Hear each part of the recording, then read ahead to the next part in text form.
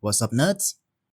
Now think of fast food, and your mind would probably pop up pictures of modern-looking establishments, glowing signs, grease-stained counters, New World slaves, the such. So it's pretty easy then to write off fast food as a modern-day indulgence. But would you believe it that our ancient ancestors also queued up for unreasonably overpriced convenient garbage? And you'd be surprised just how long they've done so. Pretty interesting stuff, isn't it? Well, I tell you that ChatGPT has got some real great noggin for video ideas. So, what were fast food like in ancient times?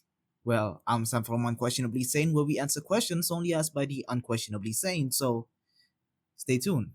Now, for something to be called fast food, it needs to be able to be served to a customer within as little time as possible from the moment the order was made. The challenge then would be to prepare the food as quickly as possible, which, without advanced technology, would typically mean simple recipes only.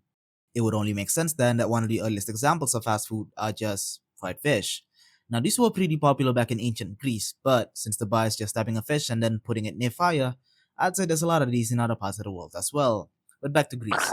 The fish served were typically sardines, anchovies, and mullets since they were the most abundant and they were the easiest to cook. These would then be served in fig leaves, making them portable, so you could eat them on your way to, let's just say, Tuesday's orgy. But what if in this instance you done messed up? You forgot to wear your dick-shaped amulet to the philosophy center yesterday. All the cool ancient Greek kids saw you, and now they think you're a whole dweeb. So, they didn't invite you. I mean, they didn't invite any girls either, I like to get a bunch of men together, and I want to be with these men. but still sucks.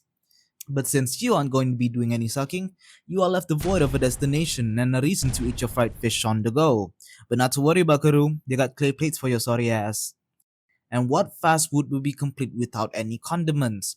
Ranch on your smoothie, jalapeno mustard on your fruit punch, and who can even take a bite on their ice cream without dipping them in soy sauce first? Our ancient homeboys aren't yet enlightened by the thought of these flavors, hence, the fish would just be eaten with a side of salt, herbs, and garum, which is a fish sauce.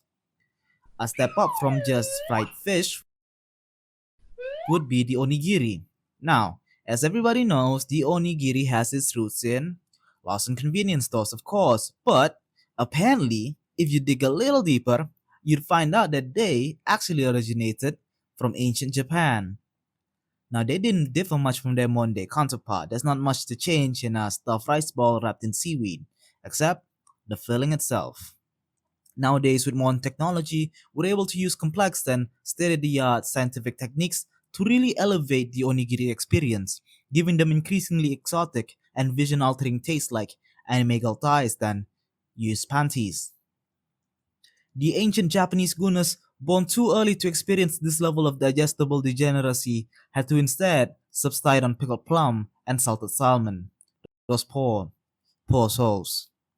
But I suppose it ain't all that bad. I mean, these ingredients do make it so that the onigiri could be stored for longer times before rotting, which makes it perfect for wanderers. So people like the samurais would always have them on stock whenever heading out on long campaigns. Medicine as we know didn't become a thing up till the 19th century. As such, in ancient times, the role of medicine would sometimes fall onto food. An example would be the next item on the list, which could be found being gobbled across the sea, in China. Here is where we may find the Jiaozi. Perfectly grown on the ancient farming terraces upon the beautiful mountains of China. These were essentially ancient Chinese dumplings, right? Dough-based wrappings on the outside, savory meat and veg on the inside, perfect for snacking, and perfect for baiting ABGs. Now, the story goes that one day, during winter, a traditional Chinese medicine practitioner was on his way home when he saw that a lot of common people had frostbitten ears. While not having any warm clothes and sufficient food does that. His idea was dumplings. He boiled these dumplings and gave them with the broth to his patients as a cure. Now, I couldn't find any concrete historical evidence or medical documentation that would confirm this story, nor could I find any source that would indicate the effectiveness of this treatment, which led me to believe a different story.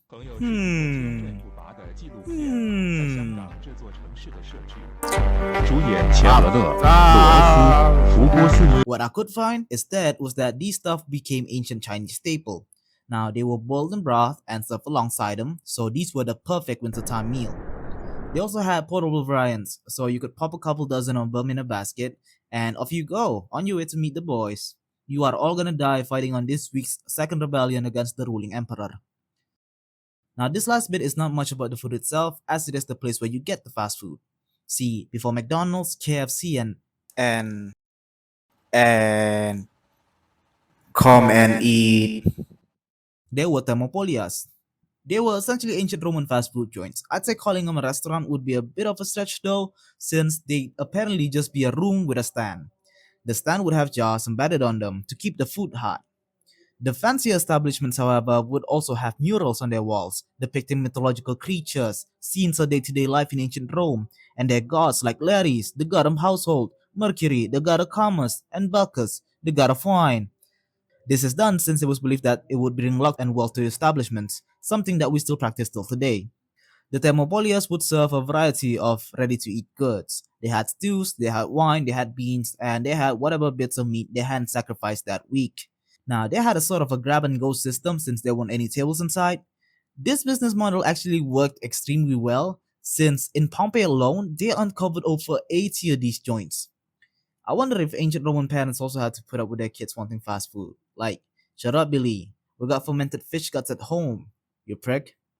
Anywho, that's all I got for you guys this week. Till the next one, nuts.